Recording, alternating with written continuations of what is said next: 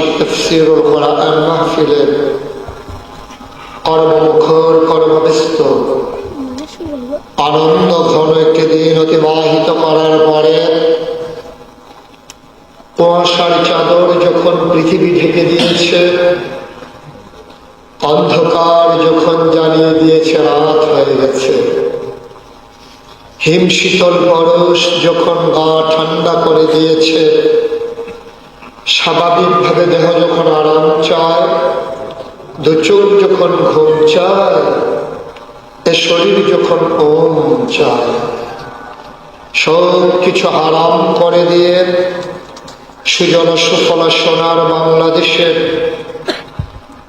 সমুদ্র বিধৌত এ পূর্ণভূমিতে ছায়া ঘেরা মায়া ভরা সুন্দর সুনিবিড় সুশৃঙ্খল পরিবেশে মাথার উপরে সামিয়ানা নিচে বসার জায়গা, লাইটিং মাইকিং এর ব্যবস্থা করে এই এলাকার হাজার হাজার মানুষ থেকে যাচাই করে বাছাই করে করুণা করে দয়া করে মায়া করে সকল প্রকারের ঝামেলা থেকে মুক্ত রেখে অসুস্থতা থেকে সুস্থ রেখে আজকের এই মাহফিলে যিনি আমাদেরকে আসার বসার কিছু কথা শোনার সুযোগ করে দিলেন, আমরা আমাদের হৃদয়ের সবটুকুন আবেগ, উচ্ছ্বাস, ভালোবাসা, আকুতি কাকুতি মিনতি জমা করে মাহবুদের শিখানো কালেমা দিয়ে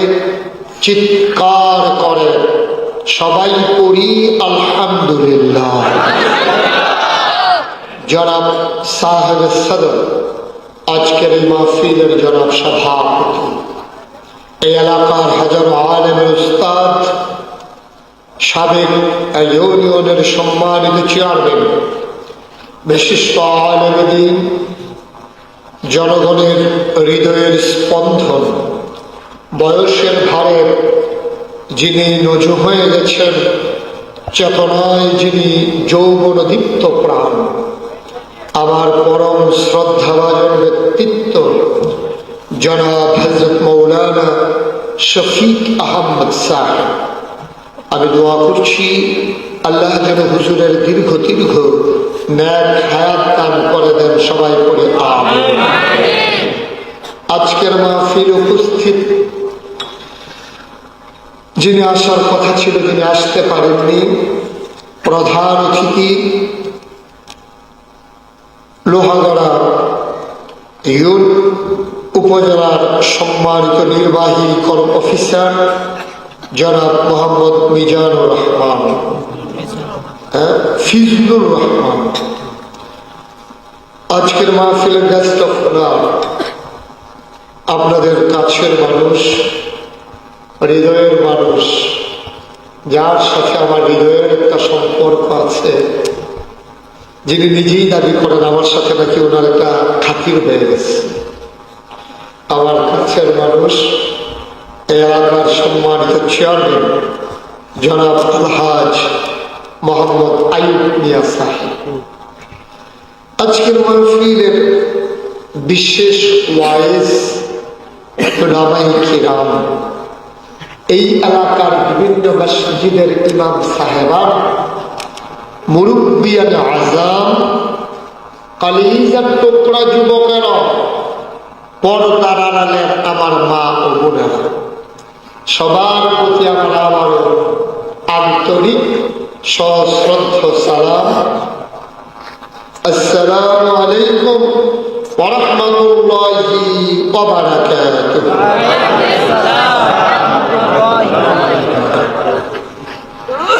এলাকায় অসংখ্য মাহফিল আমি করেছি, সেই চুনতি সিরত মাহফিল দিয়ে আমার শুরু, সেই টাকনাফে রুখিয়া,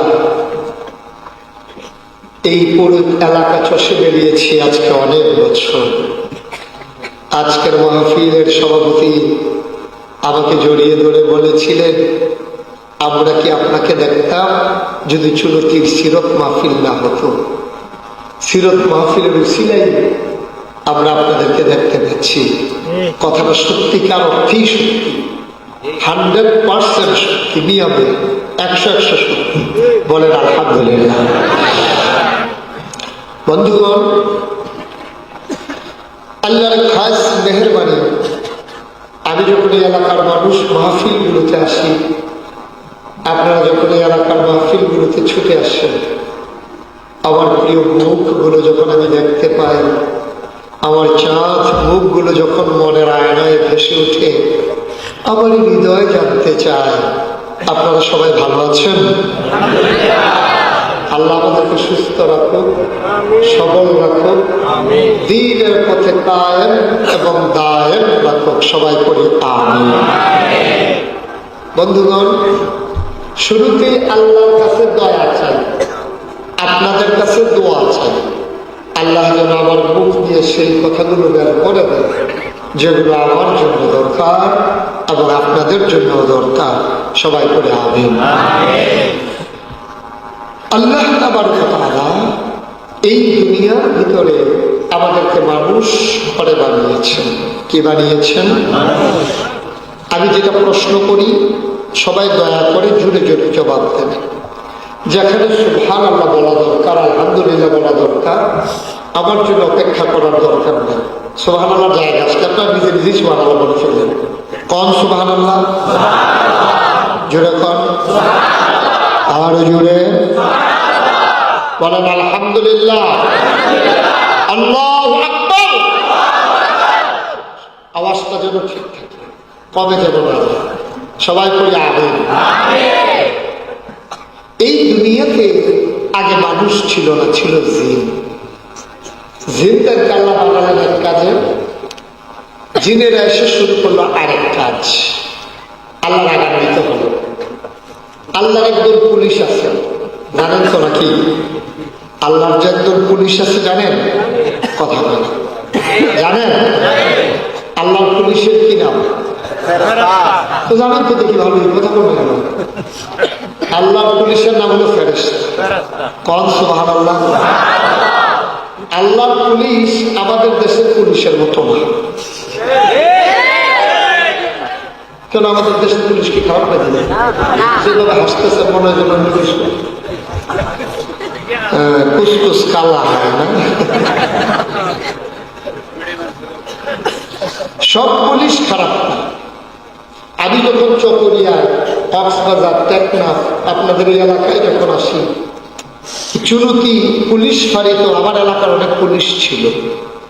আমি যখন সিরত মাহফিলে আসতাম তখন আমাকে তারা জড়াইয়া ধরতো। আমি দেখতাম অনেকের চোখের পানি চিকচিক করছে। যখন জড়াইয়া ধরে আমার মুখ আর পুলিশের কান কাছাকাছি চলে যায়। যখন দেখতাম তাদের চোখে পানি, আমি তখন জিজ্ঞেস করতাম, এখন তো জড়াইয়া ধরে কাঁদতেছেন, পিটানোর সময়? ওই সময় মনে থাকে না? কৌজুরিটা আমরা অন্য পুলিশ। সব পুলিশ পুলিশ না। আমি অনেক পুলিশ দেখেছি তাফসীর মাহফিলের কোনায় দাঁড়িয়ে দাঁড়িয়ে চোখের পানি মুছছে। সুবহানাল্লাহ। সবাই খারাপ না, অতি উৎসাহী যারা, অতি উৎসাহী এরকম কিছু আছে যারা শুধু শুধু আলেম ওলামাকে নির্যাতন করে পিটায়। সব পুলিশ একরকম না, ঠিক কিনা? বন্ধুগণ, আল্লাহর একজন পুলিশ আছে। ওই পুলিশের কি নাম? আল্লাহ পুলিশ পাঠাবেন, যাও তোমরা জিনদেরকে একটু ইচ্ছা মতো পিটাই আসো। পুলিশ এসে জিনদেরকে পিটাইলো, জিনেরা সহ্য করতে না পেরে মরেই গেল। জমিন খালি হয়ে গেল। আল্লাহর জমিন আল্লাহ খালি রাখবেন না। লক্ষ কোটি বছর আগে আল্লাহ ফেরেশতাদেরকে নিয়ে পরামর্শ করলেন। যে পরামর্শটা করেছিলেন সে পরামর্শ সবার আলোচ্য বিষয়, সেখানে যেটা এজেন্ডা ছিল সেটা আল্লাহ রাব্বুল আলামিন ১,৫০০ বছর আগে কোরআনুল কারীমে আধুনিকরণের মানুষকে জানানোর জন্য আখিরি জামানার নবীর মাধ্যমে কোরআনের ভিতরে কোট করে দিয়েছেন। কোন সুবহানাল্লাহ। সেদিন কি আলোচনাটা হয়েছিল আমরা সবাই জানি, সবাই পারি, চলেন সবাই করি। আউযু বিল্লাহি মিনাশ শাইতানির রাজীম।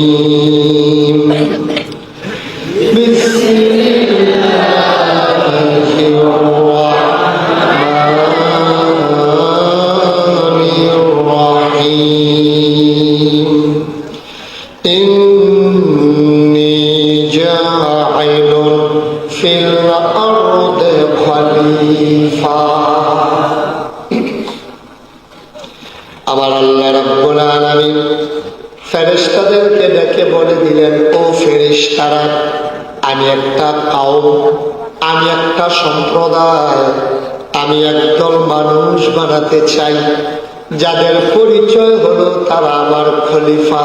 কোন সুবহানাল্লাহ। ফেরেশতারা রাজি হয়েছে? কতক্ষণ রাজি হয়েছে? ফেরেশতারা বললেন, আল্লাহ ওখান এর আগে একবার মানুষ বানাইলেন, দেখলেন না করলো? এর আগে জিন বানিয়েছেন, দেখলেন না কি করলো? মারামারি করলো, কাটাকাটি করলো, ঝগড়া বিবাদ করলো, ফেতনা ফাসাদ করলো। মানুষ বানাবেন, আবার এমনই তো করবে। 10 টাকার জন্য মানুষ মানুষকে খুন করে ফেলবে, ভোটের বাক্স নিয়ে দৌড় দেবে, দেয় না? দেয় কিনা? ভোটের বাক্স নিয়ে দৌড় দেবে, ভোট লাগবে এমনি এমনি পাস করে ফেলবে। কত কারবার যে করবেই মানুষ। ফেরেশতারা কেমনে টের পাইছিল? ফেরেশতারা আল্লাহকে তো দরকার নেই, মানুষ বানানোর দরকার নেই। আবার আল্লাহ রাব্বুল আলামিন ফেরেশতাদের কথায় কি রাজি হয়েছেন? না। আমার আল্লাহ রাব্বুল আলামিন যুক্তিপূর্ণ জবাব দিয়ে দিলেন, ইন্নী আ'লামু মা লা তা'লামুন।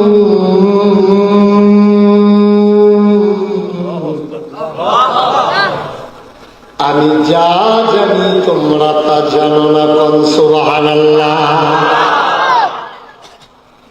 বন্ধু শোনো, মানুষ বানানো হয়ে গেল। এই মানুষ বানানোর পরে আমার আল্লাহ মানুষকে এমনি এমনি ছেড়ে দেন নাই।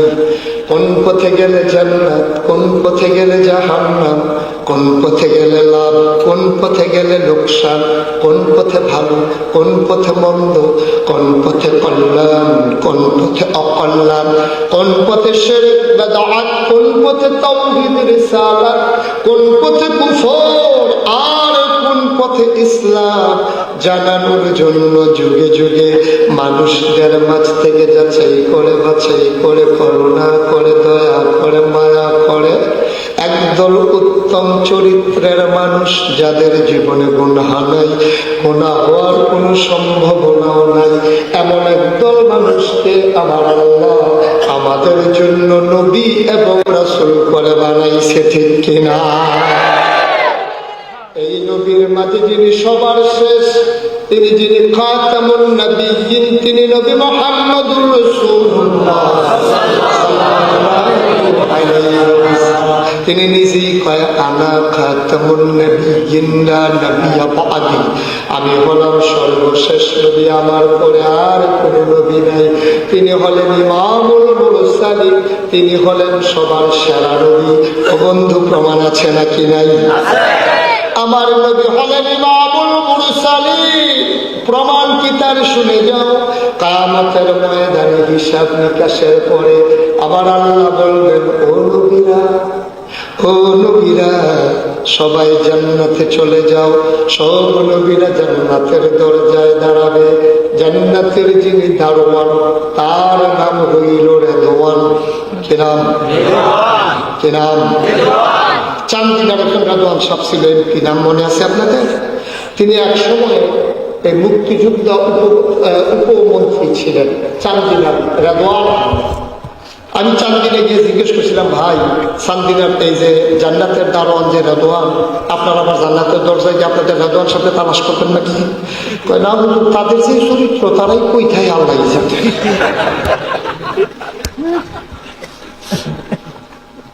বন্ধু শোনো, জান্নাতের যিনি দারোয়ান, তার নাম হইল রেদওয়ান। ওই রেদওয়ান ফেরেশতা জিজ্ঞেস করবে, তোমরা কারা? নবীরা তাদের পরিচয় দেবে। কেউ বলবে আমি সুলাইমান, কেউ বলবে আমি ইব্রাহিম, কেউ বলবে আমি মূসা, জান্নাতের দারোয়ান বলবে দরজায় কেন ভিড় করো? তারা বলবে দরজা খুলে দাও। আল্লাহ বলেছেন জান্নাতের দরজা, আমরা জান্নাতে যাওয়ার জন্য। দারোয়ান বলবে দরজা খুলে লাভ নাই, আপনারা এখন জান্নাতে ঢুকতে পারবেন না। কয় কেন পারবো না? জান্নাতের দারোয়ান বলবে এখনো জান্নাতের শুভ উদ্বোধন হয় নাই। নবীরা জিজ্ঞেস করবেন কখন উদ্বোধন হবে? জান্নাতের দারোয়ান বলবে যতক্ষণ পর্যন্ত আখিরি জামানার নবী তার কদম মুবারক জান্নাতে না রাখবে, ততক্ষণ পর্যন্ত কোন নবী রাসূলের জন্য জান্নাতে ঢোকার পারমিশন নাই। তাহলে আমার নবীর দাম কম না বেশি? তিনি ছোট না বড়? তিনি কেমন নবী? আমার আল্লাহ কোরআনে কত সুন্দর করে ওয়াজ করে দিলেন, সবাই পড়েন আউযু বিল্লাহি মিনাশ শাইতানির বিসমিল্লাহির রাহমানির রাহিম ফাবিমা রাহমাতিন মিনাল্লাহ فبما رحمة من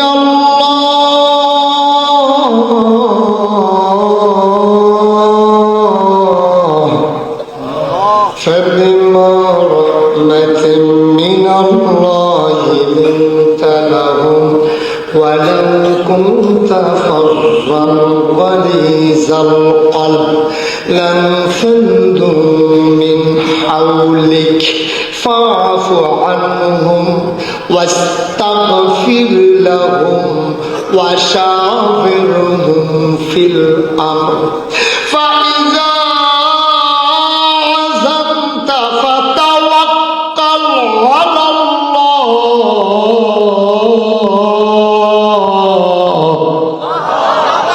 إن الله يحب المتوكلين। আমার আল্লাহ কয় নবী আমার, আপনি কেমন নবী? ফাবিমা রাহমাতিন মিনাল্লাহ, এই নবীর সাথে আল্লাহর পক্ষ থেকে যে রহমতটা দেওয়া হলো, এই নবীর মনটাকে আমার আল্লাহ সবার জন্য নরম করে বানাইছে। কম সুবহানাল্লাহ। বন্ধু শোনো, এই নবী সবার শেষ, তিনি সবার সেরা। এই নবী আমার দ্বীনের দাওয়াত যখন নিয়ে আসলেন, এই দ্বীনের দাওয়াতের বিপক্ষে তিন দল মানুষ দাঁড়িয়ে গেল। কয় দল? একদল হলো যারা ছিল টাকাওয়ালা পুঁজিপতি ধনী মানুষ, তারা বলল ইসলামকে আর আগাইতে দেওয়া যায় না। কেন তারা বলল? গবেষক, ঐতিহাসিক, দার্শনিক, শিক্ষাবিদ, ওলামায়ে কেরাম, মুফাসসিরিনে কেরাম, মুহাদ্দিসিনে কেরাম তারা বুঝতে পেরেছে ইসলাম হলো ইনসাফ, ইসলাম হলো ন্যায়, ইসলাম হলো এই মানুষের মাঝে সমবন্টনের নাম। সুতরাং ওই যারা টাকাওয়ালা তারা টাকার পাহাড় গড়বে, আর গরিব না খেয়ে মরবে, তা হবে না। ইসলাম যখন আসবে যাকাতের মাধ্যমে ধনীর সম্পদের একটা অংশ গরিবের কাছে পৌঁছে দেবে, ধনীর সম্পদের পাহাড় আর থাকবে না। এই জন্য ধনী মানুষ ঘোষণা দিয়ে দিল, আমাদের থেকে টাকা নাও, আমাদের থেকে সম্পদ নাও, টাকা খরচ করো, তারপরও মুহাম্মদের ইসলামকে আর আগাইতে দেওয়া যাবে না। ঠিক কিনা? আজকেও এই বাংলাদেশে বড় বড় যত কোম্পানি আছে, কোকা কোলা, বাটা, নিটল, টাটা, তারপরে আপনার প্রাণ, এই যত বড় কোম্পানি আছে সবগুলা দেখবেন তারা ফুটবল টুর্নামেন্টে স্পন্সর করে, ফুটবল টুর্নামেন্টে টাকা দেয়, যত টাকা লাগে কোটি কোটি টাকা তারা ফুটবল টুর্নামেন্ট করার জন্য দেয়, ক্রিকেট টুর্নামেন্ট করার জন্য দেয়। বিভিন্ন পহেলা বৈশাখে কনসার্ট করে, বৈশাখের বরণের নামে বেহায়াপনা অশ্লীলতার মাধ্যমে সমাজটা যেন একেবারে ব্যস্তয় হয়ে যায়। সেজন্যে ওই বড় বড় মাল্টিমিডিয়া কোম্পানিগুলো টাকা কোটি কোটি টাকা খরচ করে। আপনারা বাংলাদেশের সচেতন নাগরিক, আপনাদের কাছে আমার প্রশ্ন, আপনারা কি দেখেছেন কোনো বড় একটা কোম্পানি কোনো একটা তাফসীর মাহফিল, কোনো একটা কনফারেন্স, কোনো একটা সিরত মাহফিল, খাতমে নবুওয়াত অথবা ওই কাফের বেদিনদের বিরুদ্ধে ইসলামী সম্মেলন হবে আর সেখানে স্পন্সর করেছে কোনো কোম্পানি? এটাকে আমরা দেখেছেন? অথচ সাধারণ মানুষের তিল তিল করে জমানো টাকা, রিক্সাওয়ালার সেই খামের পয়সা, ক্ষেতের খামারের কুলি মজুরের টাকা দিয়ে আজকে বাংলাদেশে ওই দ্বীনের কথাগুলো ছড়ানো হয়, ঠিক কিনা বলা? আফসোস হচ্ছে ওই কুটিপতি যারা, ওই টাকাওয়ালা যারা, ওই মাল্টিমিডিয়া কোম্পানি যারা, বড় বড় আপনার যত জয়েন্ট ভেঞ্চার কোম্পানি আছে, সেই কোম্পানিগুলো দিনকে দাবিয়ে দেওয়ার জন্য ওই তৎকালীন আমলের পুঁজিপতি যারা, যারা নবীর দিনকে আগাইতে দিতে চায় নাই, তারা টাকা খরচ করেছে ইসলাম